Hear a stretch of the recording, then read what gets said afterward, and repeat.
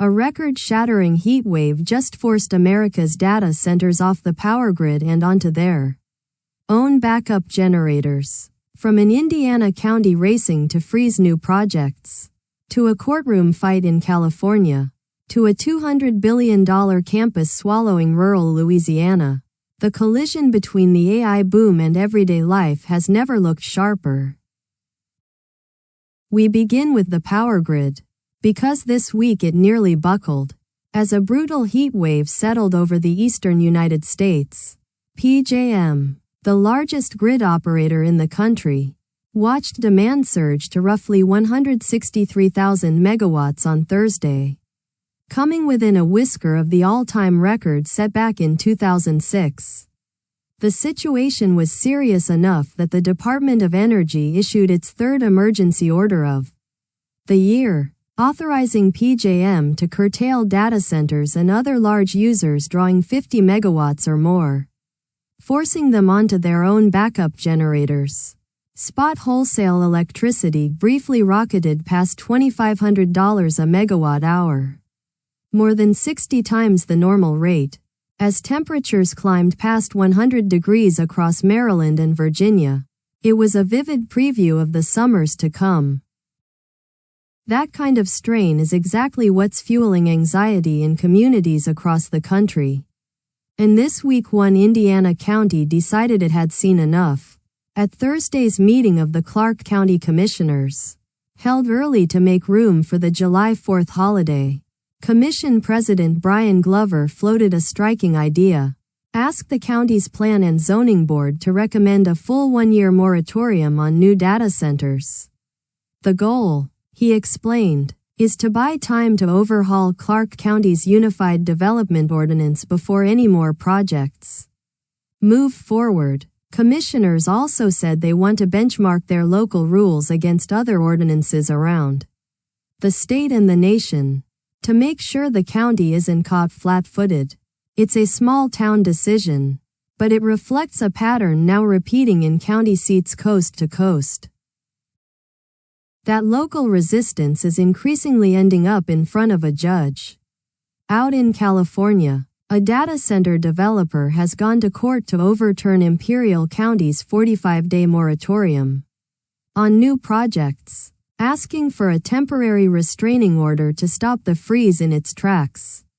In its filing, the developer argues the county never actually proved a true emergency existed, and never spelled out the specific harms or resident concerns that supposedly justified slamming the door. It's a legal strategy we're seeing repeated from Kentucky to Texas, as the industry pushes back hard against the wave of local pauses.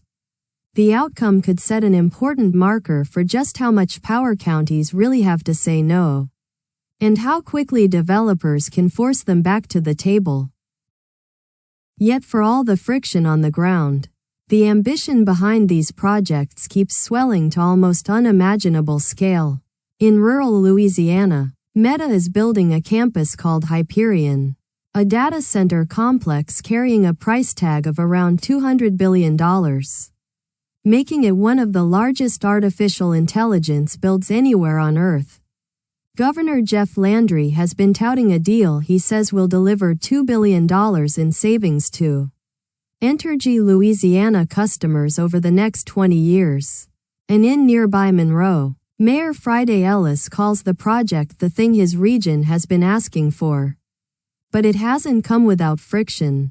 Residents describe cracked windshields from construction traffic, rising housing costs, and the disorienting speed at which their quiet parish is being transformed into an AI powerhouse.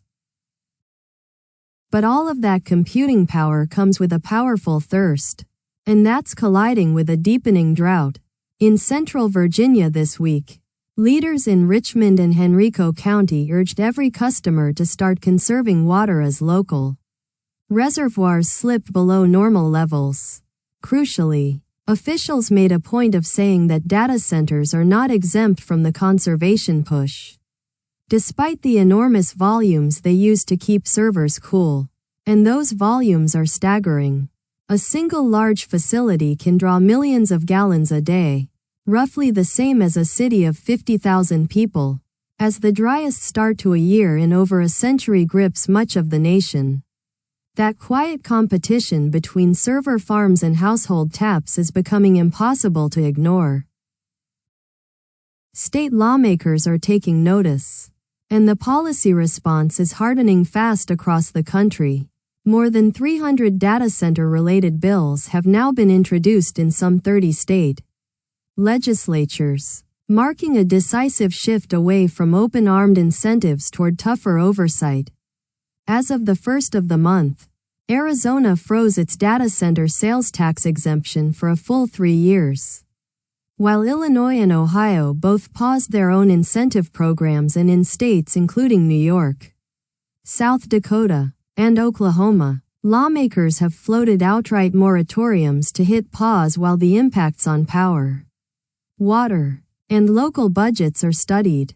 After years of competing to lure these projects in, state houses are now competing just as hard to rein them in and protect ordinary ratepayers. Yet despite that regulatory wave, construction is pressing forward at full speed.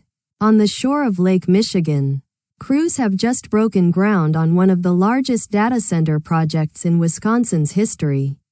A $15 billion campus in Port Washington, north of Milwaukee, developed by Vantage Data Centers and nicknamed Lighthouse. The project will eventually sprawl across a 672-acre site, with a ceremonial groundbreaking marking the start of site preparation. For the region, it's a promise of construction jobs and long-term tax revenue.